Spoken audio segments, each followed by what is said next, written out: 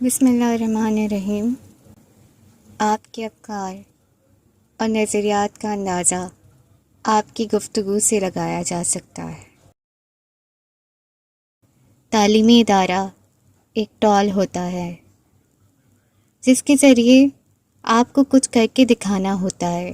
اگر آپ اس ٹول کو صحیح استعمال نہیں کر رہے تو پھر وہ چاہے یونیورسٹی بھی بن جائے، اس کا کوئی فائدہ نہیں۔ آپ کی زندگی میں آنے والے اساتذہ کرام میں بہترین استاد وہ ہے جو آپ کے سوچنے کا انداز بدل دے۔ اگر استاد بظاہر نالائق بچے میں فقط یہ یقین پیدا کر دے کہ وہ لائق ہو سکتا ہے تو بچے کی تقدیر بدل سکتی ہے۔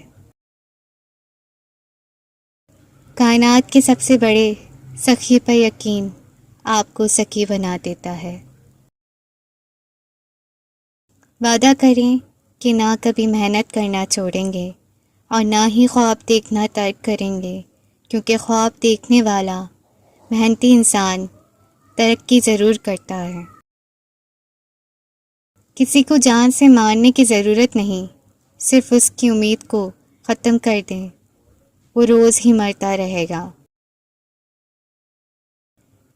بد نصیبی بڑی خوبصورت شکل میں آتی ہے اور ہم اسے نہیں پہچان پاتے۔